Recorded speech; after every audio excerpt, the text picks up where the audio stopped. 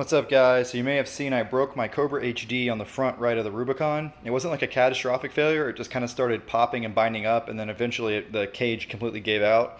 Not really sure why that failed. I'm going to send it off for warranty. But before I sent off for warranty, I wanted to make sure I had an axle to replace it with, so the bike wasn't down at all. So I ordered this all balls 6-ball front axle. Unfortunately, as I suspected, it is the same inner parts crappy axle that Wide Open and Eastlake and everyone else sells for about $69. All Balls charges more because of their brand.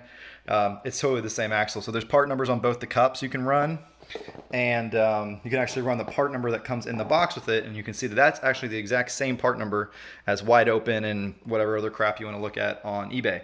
So this is just a cheap eBay Chinese axle I'm going to throw in there for now.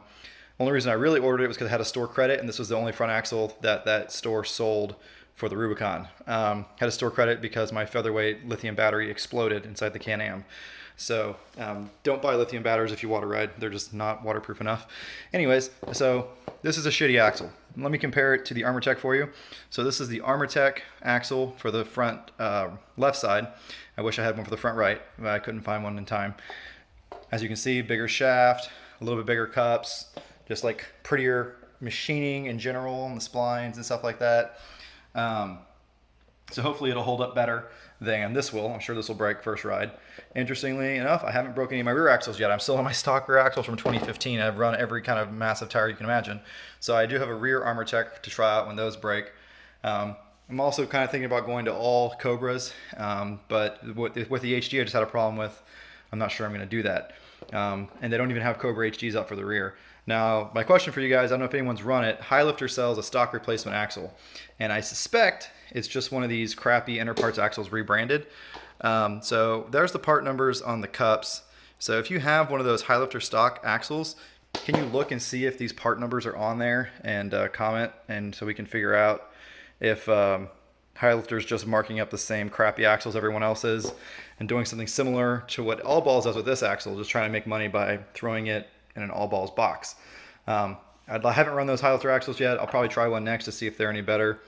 It's good that we're starting to get a few axle options for the Rubicon, but we still don't have many.